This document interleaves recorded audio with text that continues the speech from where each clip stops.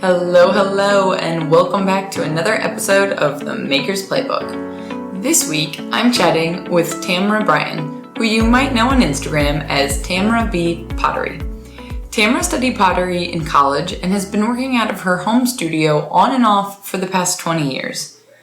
And I say on and off because as the primary caregiver for her kiddos, while it may look to some that Tamara had the freedoms of a full-time potter living the dream, the reality for her felt a lot more like the crazed side hustle grind.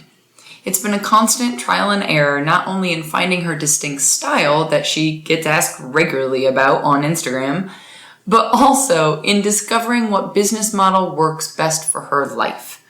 Having tested out selling at shows, then building a large wholesale client list, and now focusing predominantly on her own online sales. Let's hear all about it straight from Tamara. Hey, Tamara, welcome to the podcast. Hey, thanks for having me. Thank you for making the time. For people who don't know you and nobody can see who I'm actually talking to, how would you introduce yourself?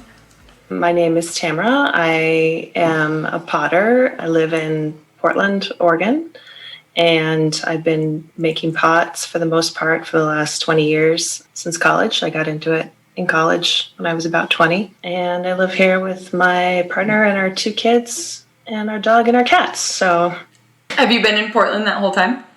Yeah, we have. Did you get into it in college in the formal way in terms of actually studying it in the arts, or just as a side? Yeah, I started with a writing lit degree because the 2 things that I had always been into were making things and writing. And I figured that I had a better chance of making money with writing and journalism and whatnot. But I had always really wanted to take a pottery class. And when a spot opened up in one of the classes, I started it. And I was just like, oh, I just really love this. And I just want to do this. And I was talking it over with my mom because my mom was a nurse and my dad was an aeronautical engineer with the military. And so they had that side of the brain professions. And I was like, I can't have that as a job. And she was like, we did those things because we were passionate about them and you should do whatever you're passionate about. So that was a great answer, Mom. Yeah, bravo, Mom. My mom was also an RN, and I feel like they joke that I was a pretty even keel kid as a teenager, so they thought they got through the dramatic part, and then in my 20s I was like, oh, by the way, I'm starting a business, and they're excuse me? You realize we're not paying your rent, right? Yeah. To be fair, when my mom listens to this, they are incredibly supportive and always have been, but that's the running joke, is that I gave them a heart attack post the teenage puberty years instead of during it. Yeah, they didn't seem to worry a whole lot about how I would make money, which was interesting, but because it definitely is a concern. So digging right into it, 20 years is no short amount of time, and also to then raise a family and figure out all of this. These are the things I'm interested in because I feel like it's one thing to be in your 20s and making it work and eating ramen every day and, oh yeah, I'm making money making pots, but you're not actually contributing to a retirement fund or having health care or all of these other things that as the years go on, you start thinking about and realizing that you have to figure out somehow, at least in this country. Yeah, I was lucky in that regard because my partner had a good job that did provide us with health care and paid our bills. And especially that first decade, we could have used more income from me, but we ended up having kids sooner than we planned on it. So I ended up having little babies when I was in my mid-20s, which definitely puts a damper on your pottery career, I gotta say. Love you, kids. Love you, mean it. Yes, definitely. And that's different for everyone. I think some people are more into balancing, juggling the kids and making and stuff like that, but I found it really difficult. So there were a couple of years there, especially when I was pregnant or had babies, that I would get out to the studio a couple of times a year. It was very minimal. Sleep deprivation is real. It's real, and also his job wasn't enough that it covered any sort of childcare for us. So, so yeah, the first 10 years I would say were just keeping what you call finger exercises, keeping the skills somewhat current, but not actually making any progress as far as business and producing a lot. I would do like a show once a year. I was a part of this group here in Portland called the Oregon Potters Association, and they would put on this really big show once a year. And so I would start making a couple months before that, just enough to fill a booth and do that show. And then a few little things here and there, but that was it for a long time. And do you feel like from that, is that where a lot of your business still is as far as markets and shows, or is it mostly online, or what's the balance these days? Yeah, no, I did a lot of experimenting with ways of selling, and I started by doing shows and started doing more shows when I had more time. But I don't know how, I'm trying to think back how many years. I think I only did those for a couple of years before realizing that like they were an awful lot of work schlepping your pots around and not a lot of return necessarily. Like it was always really hit and miss whether or not you got into a show. And you might get into the show that looked like super popular and cool and everyone's going to it and then sell almost nothing. And there was just no way to gauge how well a show would do. So, and then you could do like this tiny little show in a coffee shop and sell all your stuff that night. So, but I did that. And then I started getting into wholesale with shops here in town. And that became a big part of my business for a while. And as I was doing that, I started working on selling things online more. And then I started kind of burning out on wholesale. And then by the time the pandemic hit and I didn't have an assistant anymore, I was just like, I'm just going to sell online. I'm not going to do wholesale anymore. And I still do one shop that belongs to a friend, but that's it. And everything's online. That's amazing. So I just do a shop update once every month or month and a half. And I also have a made-to-order section of the website of certain pieces, and people can order those anytime. And there's a 4 to 6 week lead time. And do you feel like having that made-to-order side of it helps mitigate some of the craziness of the whole shop update cycle and the intensity of people logging on and everything selling out and like that customer service side of it? I've heard from so many other makers of just that, I guess, competition of that all. Yeah, it might. I wonder. The one thing I don't really have in the made-to-orders, I think I maybe have 1 or 2, but not that many, is mugs. And that tends to be the thing that people fight over. That's fair. Throwing elbows on the internet. That's a great way of putting it. But the one reason I really wanted to have it was for dinnerware, because I feel like people will buy one mug and be happy with it, but no one wants to buy one plate. They want at least a couple of plates, you know, and then they're looking at more of an investment. And so I wanted to give people the option to be able to build a collection of dinnerware over time as it worked for them, instead of having to feel like I have to buy 6 plates at once or not at all. That makes sense.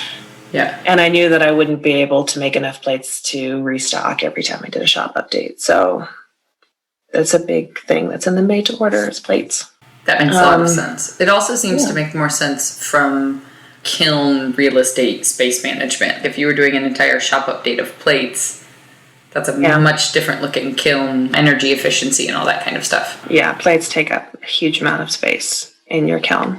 Well, walk us through a little bit of, I think what's so interesting about your story is that chunk of time of obviously the first 10 years feeling like, okay, you want to do this thing, but life happens and there's other priorities. But then kind of the leap from the last 10 years then, because from the outside looking in, it's taken off in 10 years. And that for some people, that's going to maybe sound like a long amount of time.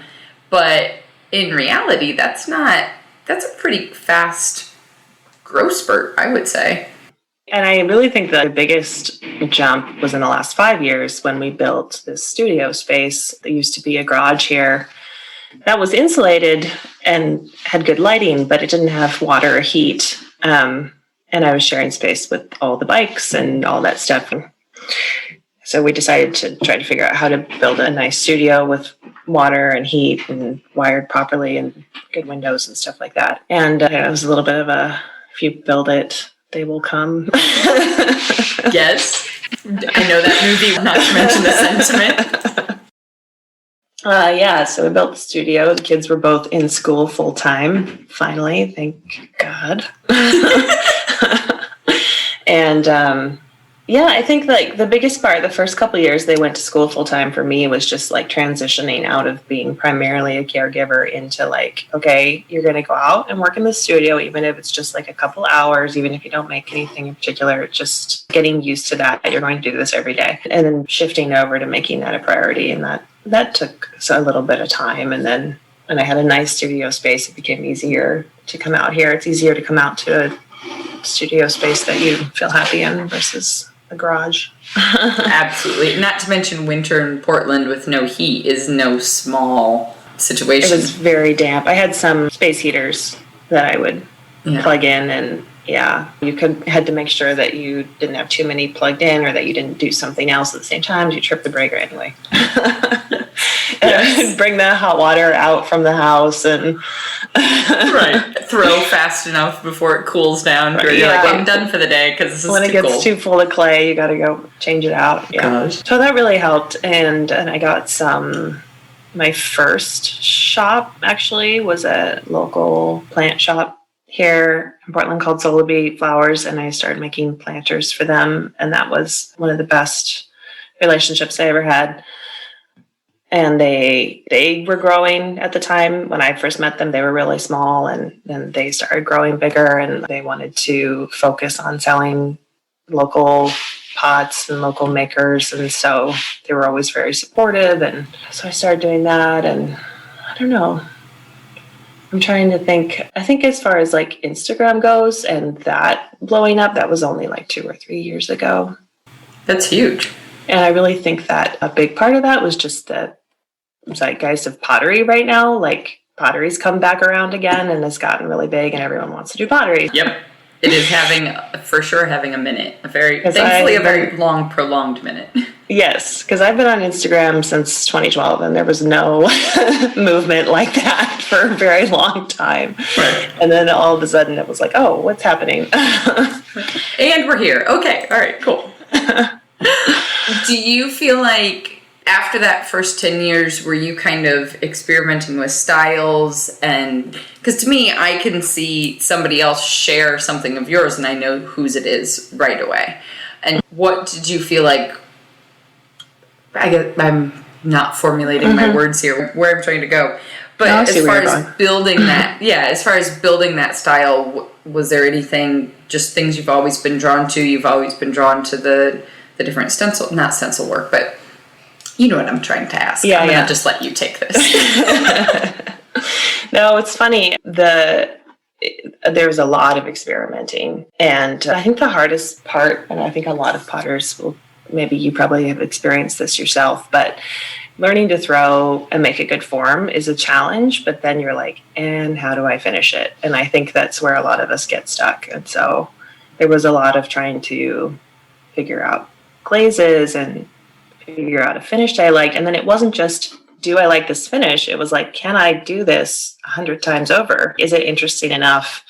Because I've made a lot of things in the past. I was just like sharing the other day some of my old posts on Instagram because it's fun to kind of look back and be like, wow, things have changed. But there was stuff in there that I was like, I love that piece. I did not want to make that piece a whole bunch of times, you know? Exactly. I think at 2017, 2018, maybe, I shared some studio space with another potter called Diana Fayette. She moved up here from California and needed a space for a while. And I had taken a class from her, is how I knew her. And she said something to me that's like, that kind of really helped shift my thinking, was that you need to find a way of making that you enjoy. So it's not just can you do it, it's do you like doing it? And especially with pottery, which is such a repetitive art form versus like a painting where you make that painting once and then you're done. And at the time I was doing the plant shapes, but I was doing them on bisqueware with like stickers and wax, and it just was really tedious, and I loved the finish, but I didn't like the results. And so shifting over to working at greenware with slips was something that I liked a lot, and figuring out a way of using stencils that I appreciated, that like wasn't too much labor involved on that end, and that I think was what really like, okay. And then there's a lot of, I don't know, that thing where you have to set up boundaries for yourself. And then when you work within those boundaries, you find a lot more freedom when you've got. So when I look back at my old work, I see pieces of what I'm doing now, but I had to keep cycling through various things to get to where, and I think it will continue that way. I feel like every new making cycle, there's new ideas, there's something new to try, and you just keep following that path round and round, and you keep coming back to, oh yeah, I remember when I made these, and now I'm doing it again. Like, like the birds, I've made so many different iterations of birds over the years. Yeah. I had that feeling just in thinking about, what was I throwing? Maybe I was making bowls, because the first set somebody asked me to make a set of cereal bowls for them, like way earlier than I should have been making anything for anybody. And I just had this realization, it must have been last year sometime, of like, oh my gosh, I just did this in a day instead of in the 4 months it took me the first time I tried to do this years ago. Like, sometimes when you're making that same form going, oh, I have progressed. Okay. So much easier than it used to be. Right. I did get better, even though it doesn't feel like it, because there's that, I don't know if you're an Ira Glassfell fan, but there's the interview with him where he talks about like the cycle of learning a skill, where like when you start out you know nothing, and so you're aware that you have a lot to learn, but you also don't know that much about the craft, and so you're blissfully ignorant. And then like as your skills start to improve, you like there's this point where you feel like you're getting a lot better, but then also your education on the subject increases, and so you realize just how much you don't know, or just how bad you are at it, or whatever. And so then you drop back down to this place of, oh my gosh, my work is crap, this is crap, when actually it's a lot better. And then your skills actually improve as your education improves, and so then you come back up, and like this like constant, I forget what he calls it, but if you just search like art and Ira Glass on YouTube, there's this beautiful like typography of his interview with typography of what he's saying. That's just, yes, this is the experience, and sometimes that happens in an hour, and sometimes that happens in a year. And there's also like the more you are into your craft, the more you notice all the little things in someone else's work or in your own work, but then the public isn't necessarily looking at that. They might just see this mug and fall in love with it, and you're like, oh, the rim is too chunky, the handle doesn't fit, blah blah blah blah. You just have to let someone at a certain point love your piece if you're going to put it out there. This is a hot topic in this household, in my household, as far as the balance between, because Francesco's got 6-7+ years as a production potter, and so his standards of what is good or what is a set can be very different than my standards of what coordinates together as a set. And obviously he's a professional, I'm the hobbyist, but having this conversation around starting his studio of what is the morally correct for us as far as acceptable to put out into the world, acceptable to sell, where's the line between that and the perfectionist tendency of this isn't quite right, or this could be better, or that's wrong. And I think that's a big, I don't know, internal struggle for us, but I don't know how much it's really discussed from the clay community, as far as, there's no bar that you have to pass to put yourself out there as a potter and start selling your work. Yeah, I feel like that's also why it's important to develop your own set of standards and just stick with them regardless of what someone else tells you, and try to be as clear about it as you can. I really try when I put photos of stuff on the website. Like I might think, the handle's a bit wonky on this mug. Maybe someone else likes it. So I have to make sure that wonky handle is clearly pictured in the shot so that they know what they're getting. And there's also a thing somewhere on my website about just, this is handmade. It's not perfect. It's got little things and whatnot. Hopefully you can embrace those. I've never had anybody contact me and be like, this is a little bit wobbly, I don't want it anymore. I measured these bowls and this one is a centimeter different than the other one. Go to Target. I'm sorry, you're shopping at the wrong place. Right. And back to that idea around style, this was a conversation we started before we hit record, and how I originally came across your work was this idea of the benefit for other artists to have that experience of iterating. and of finding your own style, whether that be the search that I know you shared on Instagram a while back of like, you went through a long process finding the materials that you use for stencils, and that is in some ways proprietary for you, but also if you just told somebody what that was, they would miss out on this whole experience of they might find their style in using a completely different material that you decided not to use. Yeah, and I think a big part of that post too was just like, what are we expecting from makers on Instagram? It seems like there's more and more culture of expecting them to teach us and share all their knowledge with us when they're actually here trying to run a business and make money off their work. And so I have shared what the material is that I used for stencils fairly liberally in the past, and I just made a decision to stop. For the most part, it's not 100% true. Sometimes I have a conversation with someone over DMs and I decide I'll share it with them. But when people just send me a message that just said, what do you make your stencils with? And they don't say anything else. There's just that demanding. And I was like, yeah, go spend some time figuring it out. Or if you see someone teaching a class on the subject, take the class from them and support them that way. Or I don't know, it's a complicated place to be on Instagram, and because I think a large percentage of people following pottery out there are making it themselves. And so you wonder, like, how much are these people here because they want to buy and support my work, and how much are they here because they just want to make it themselves? And that's on my more cynical days, probably, that It's fair. that I feel that.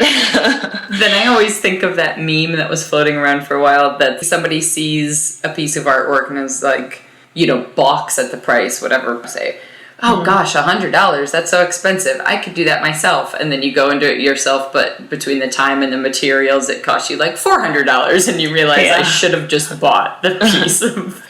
That was a steal. I think it was like, maybe it was somebody who worked in fabrics and yarn or something, where it was like, oh, I could make that hat or that scarf, and then you go to the fabric store and you like buy all of the things, or I don't know what the concept applies regardless of the medium, but yeah. But the journey I think is important, struggling through it and trying different things. And even for myself, I get in ruts where I just keep making the same thing because it's comfortable, and then you realize I've got to try something else. I've got to mix it up, because if you want to grow, you've got to be uncomfortable and try something else. And the first thing I do is not to go message another potter and say, how do you do this? Right. Well, and I think, correct me if I'm wrong, but I think there's also a little bit of difference of if somebody is sending you a message and clearly has been working at something or done some research and has a particular question in relation to the medium, like not just what do you use, but hey, I've been trying to do such and such, and I keep having this problem of whatever it is, whatever specific problem. I've tried this, I've tried that. What am I missing, or do you have a suggestion? To me, that's a little bit different because they are working through the own iterations and figuring out their own process and understand and recognize the value of talking to somebody maybe with more experience. Yeah, and I answer questions like that all the time. And I also answer a lot of tool questions. What is that tool you're using? Where did you get that? And all that kind of stuff. Joe from Old Forge and I were DMing, and he had a really great kind of litmus test of like, he shares so much information that it's like, if you just did a little bit of searching on his own page, he's already answered that question. So he's taken to the concept of like, if it's something that I've talked about multiple times already, I'm not going to spend so much time answering somebody, because they can literally just like, here's the post, just go there. Yeah, that's where I came to with the stencil question, because I have answered it. And it's there.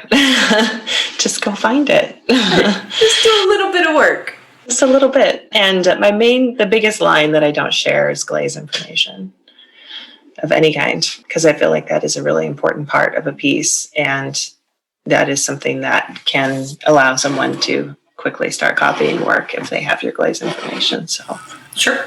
What I'm hearing is, I think it's also the difference between like, what are the things you're sourcing and creating yourself and in your own unique way? If you've discovered if you've made your own glaze recipes or adjusted recipes of other people versus a tool you're buying from another store. So you can literally just share a link to say, I bought this from this place. There's nothing necessarily special except you just didn't happen to know the brand Mud Tools or whatever. Right. This podcast sponsored by Mud Tools. I wish. Let's just throw that out there. Hey, Mud anybody or dirty girls, that feels appropriate.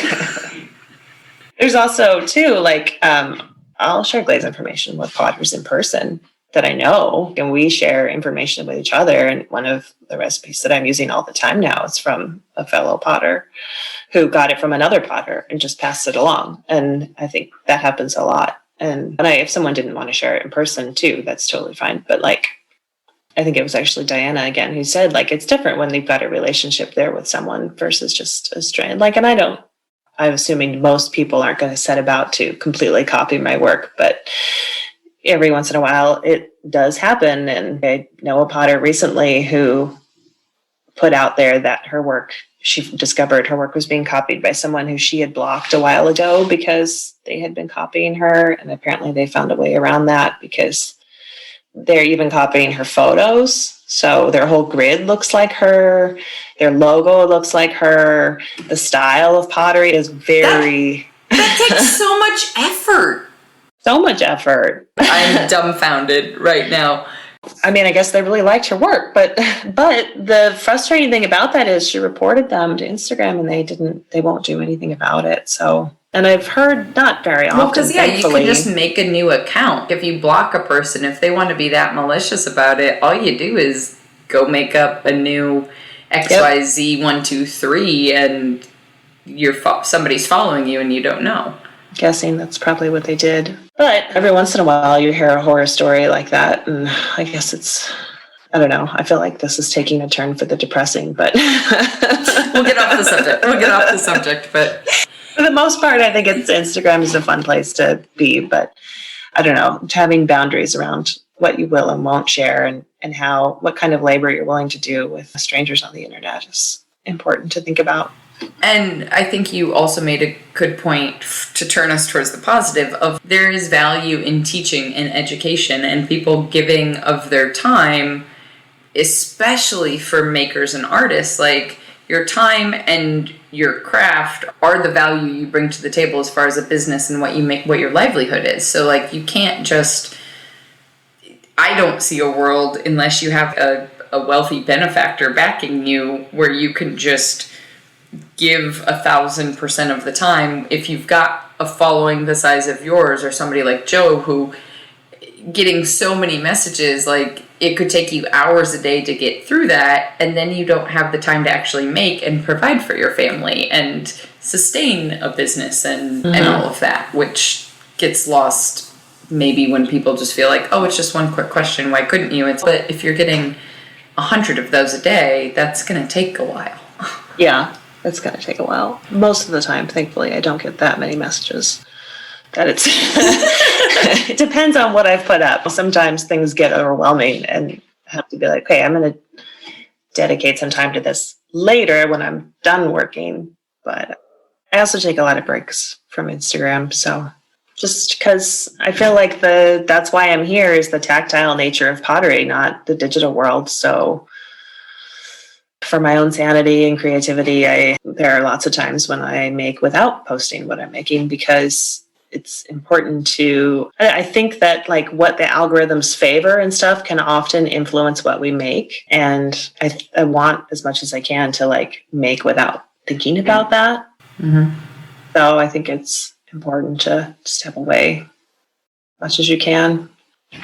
And the struggle that I have is the feeling of so many of us are building businesses rooted in the online marketing space and that balance between, oh my gosh, if I don't show up, these people are going to go away and we're not going to have a business versus very much to your point, like needing the mental space. Like, first and foremost, you don't have a business if you're not creative and you don't have your own unique style and you're not producing good work.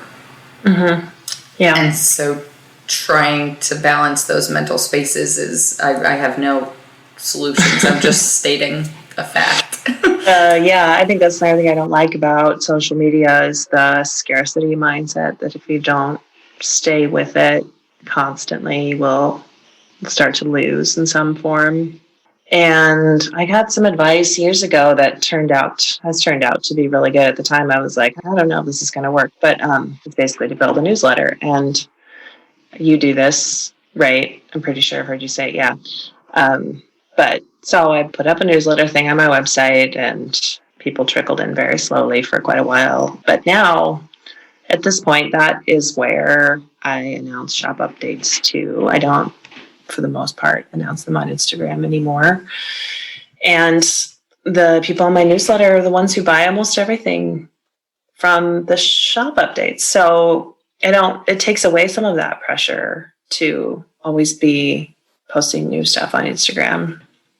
And I've never been able to figure it out, but I've also heard people say good things about Pinterest in that, unlike Instagram, which stops sharing your stuff after a day or something like that, Pinterest will keep going. And so that's another platform that seems like maybe you don't have to put as much work into, but I don't Yeah. I don't well, understand and I guess you don't, I don't know if this is a pro or a con, you don't have the like community engagement of Pinterest in a way. For the dark side that we're talking about, that's a good thing because you don't have this feeling of, oh my gosh, I have to show up or they go away, because you don't know who they are. But on the flip side, you also don't have any kind of personal connection to it. Like, to keep me going with it, to like actually put energy into it would feel very like, bleh. Yeah. I think that probably is part of why I haven't put a lot of energy over there. Yeah.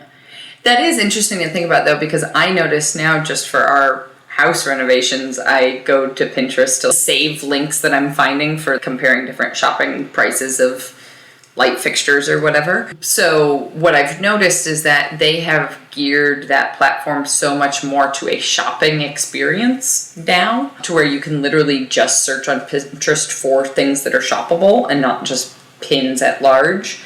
So that's a curious... if there's any potters or makers out there that predominantly use Pinterest, I would be fascinated to have a conversation, because that's an interesting idea. Yeah, I feel like there are, because I do see pottery there that I have not seen on Instagram, although I do make a point to not search out a lot of pottery on Instagram. So again, with that, just not wanting to be overly influenced by... I mostly follow people I know in some way. Either that or I just adore their work, and it's nothing like my work as well. Yep. Well, what does life look like now as far as the balance of your business, family, what the Instagram doesn't know? Instagram doesn't know how much time I spend driving my kids to appointments. That is a nice thing. That little surprise that came out of the pandemic is my partner works from home now and is much more available to help in the driving of kids. So that's really great. And I think his work is going to allow him to keep working from home as much as he wants to. He's probably going to do a few days at the office and a few days at home. So he'll be more available now, which would have been really nice when the kids were little. But on the other hand, I'm really glad I didn't have little kids during a pandemic. That would have been really hard. So I think, and the other thing too, I'm sure there are plenty, in fact, I know there are plenty of potters who work your typical 8 to 9 hour day or more, but I don't, and I know quite a few who don't. And, I'm hoping that 9 to 5 idea of a work day is going away, and we're realizing that we shouldn't have to spend our entire lives at work and grinding constantly to be productive. I wasn't sure which way you were going to take when you said I don't work 8 to 9 hour day. I was like, so this either means longer? 12 or because that's the other side, right? You go into business for yourself thinking I'm going to have all this freedom, realizing, oh shoot, I have to do everything. Yeah, but like studio days are hard on the body, and I'm 40, so 5 hours is a long day to me. So that's generally the max of what I do. And as far as studio work goes, and I do have a friend who does my shipping for me right now, which is super helpful. So I don't have to spend time doing that for the most part. If there's a big shop update, like the last one, I think we had 50 or 60 packages we had to get out. And so we did it together, but we were able to do it in an afternoon. So whereas if it was by myself, probably would have been days. She's super efficient at it. So that's wonderful. What else about the business? I don't know. Like a work-life balance is really important to me as much as I can. I spend time walking my dog. I spend time out in the garden. It's summertime, so there's a lot of watering to do right now. And then I spend some time in the studio, and then I quit around dinner time, and we go have dinner and have a quiet evening. So you're literally living the dream, is what I'm hearing. Yeah, finally. After 10 years of waiting for it. Yeah. Caretaking is not for the faint of heart. Part of me wishes that I had been more on Instagram and being a potter when my kids were little, because I don't feel like there are a lot of examples out there. Makers also juggling kids. There are some, but at the time when they were little, I didn't see it a lot, and that was hard. All the potters, big names that I knew, didn't have kids, like were child free. And I was like, oh, great. I'm never going to make this work. But kids grow, so. Well, this was part of the conversation I had with Simon Levin a little bit, was like, okay, how does your apprenticeship program work? Because the way I see it, the only people able to, the trajectory I've seen in the clay world is like, if you have the wherewithal to know that you want to do it when you're in school still, then people either go get an MFA or they go to an apprenticeship and then another apprenticeship and et cetera, et cetera. And the only people I see doing those programs are like single 20-something people. And it's like, I came into clay more seriously in the last 4 years. So, 30 mortgage dog. What? Hold on a second. How does this work? So that's a fair thing to say.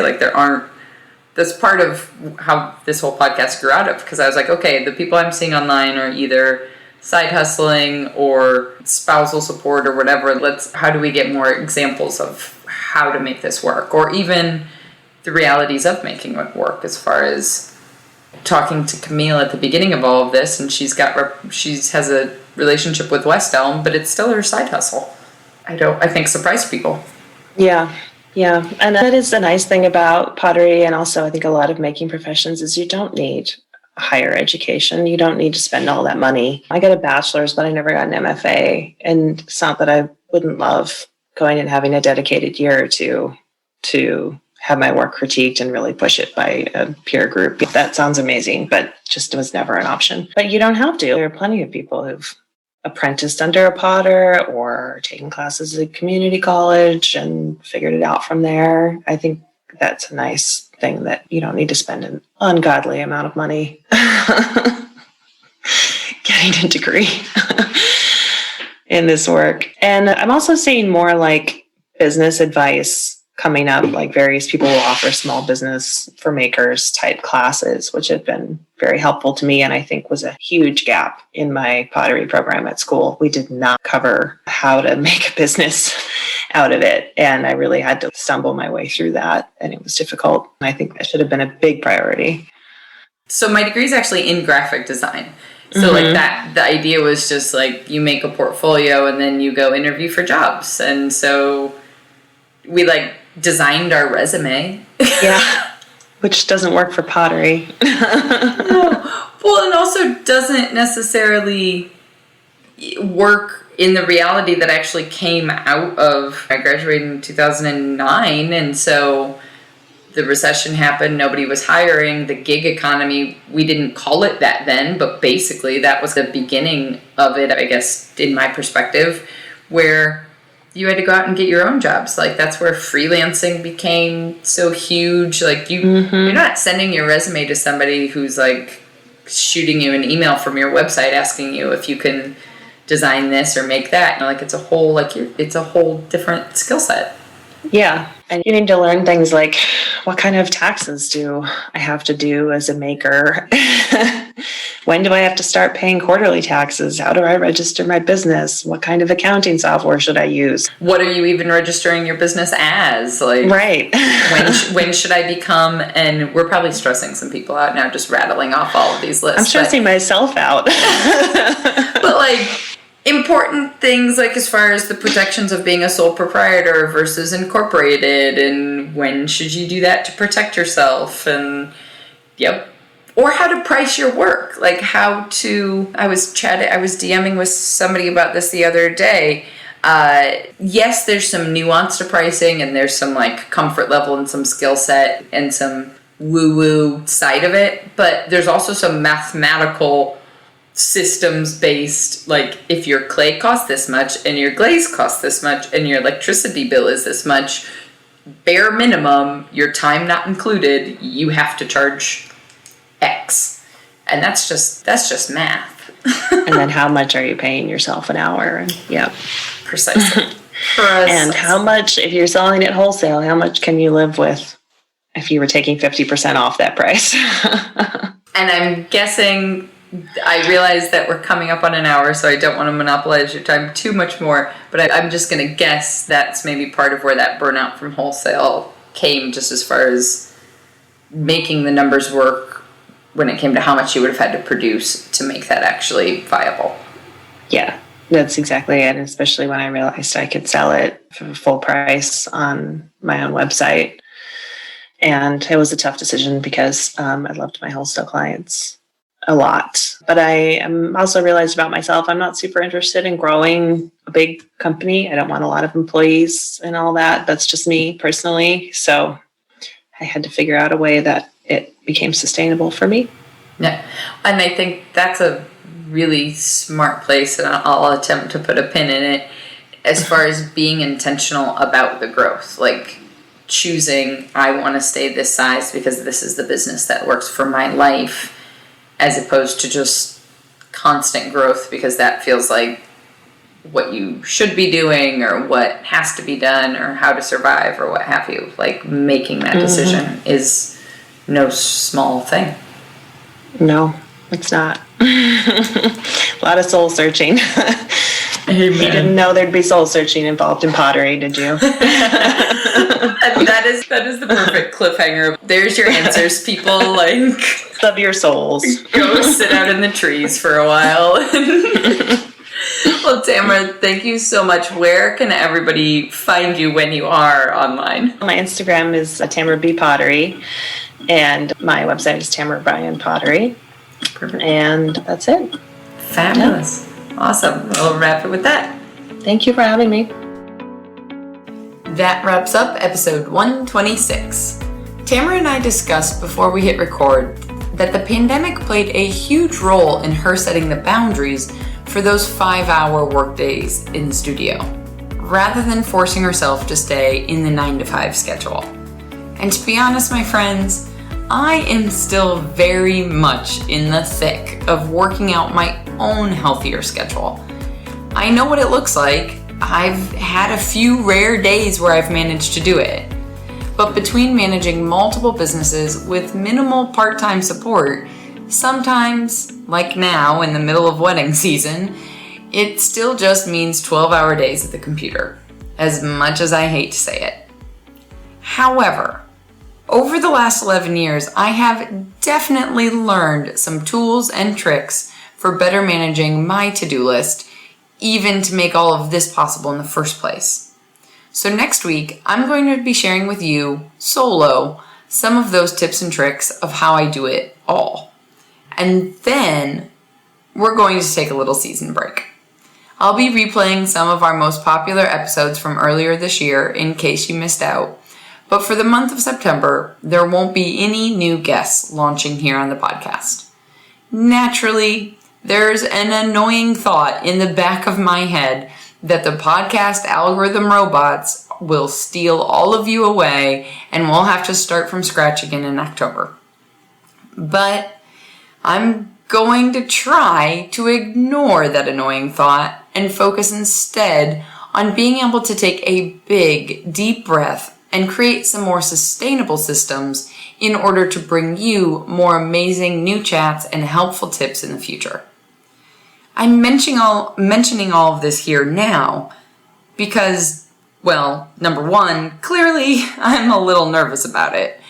And number two, I'm hoping that in sharing that nervousness, but I'm doing it anyway, if you're over there sitting on the other side of the internet thinking about how you need to give yourself a break, create some space in your schedule, build more sustainable systems in order to have the work-life balance that you dream of, well, then I hope this awkward end to a podcast episode will give you a little bit of encouragement.